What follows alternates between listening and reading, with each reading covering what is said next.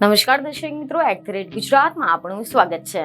ગોંડલમાં પાટીદાર સગીરને મારવાની ઘટનામાં જાણે કે એક તબક્કે પાટીદાર અને ક્ષત્રિય સમાજ આમને સામને આવી ગયો હતો અને આના કારણે શહેરનું વાતાવરણ પણ દોહડાયું હતું.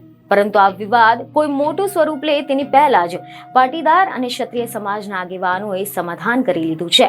જી હા, પૂર્વ ધારાસભ્ય જયરાજસિંહ જાડેજાના પરિવારે મધ્યસ્થી કરીને મામલો ઠાળી પાડ્યો છે. અહેવાલ એવા મળી રહ્યા છે કે બંને સમાજના લોકો વચ્ચે મહત્વની બેઠક મળી હતી અને જેમાં બંને પીડિત સગીરના પરિવારે એક મંચ પર આવીને સમાધાન માટે હાથ લંબાવતા આ વિવાદનો સુખદ અંત આવ્યો છે.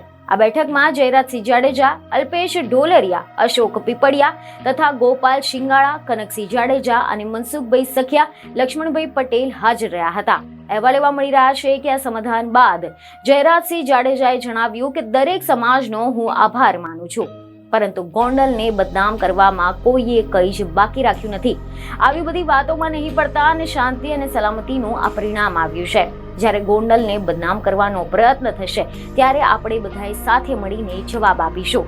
તો આ સિવાય ખબરો એવી મળી રહી છે કે રાજકોટ જિલ્લા ભાજપ પ્રમુખ અલ્પેશ ઢોલરિયાએ મહત્વનું નિવેદન આપ્યું હતું, જેમાં તમને જણાવ્યું કે પાટીદાર અને ક્ષત્રિય વચ્ચે રાજવી કાળથી સંબંધ છે. અહીંયા પાટીદાર સમાજના લોકોને કોઈ સમસ્યા નથી. જયરાજસિંહ અમારા બાપ સમાન છે. ગોંડલની સીટ પર કોઈ બહારના નજર ન નાખે. અહીંયા ગણેશ ધારાસભ્ય બનશે. કોઈએ ગોંડલની સીટ માટે લાડ ટપકાવી નહીં. બહારના લોકો ગોંડલની સીટ પર નજર નહીં કરે. અહીંયા જેને આવવું હોય તે લડવા માટે આવી જાય. અમે અહીંયા તૈયાર બેઠા છે. બીજને ખબર સાથે ફરી મળીશું. ધન્યવાદ.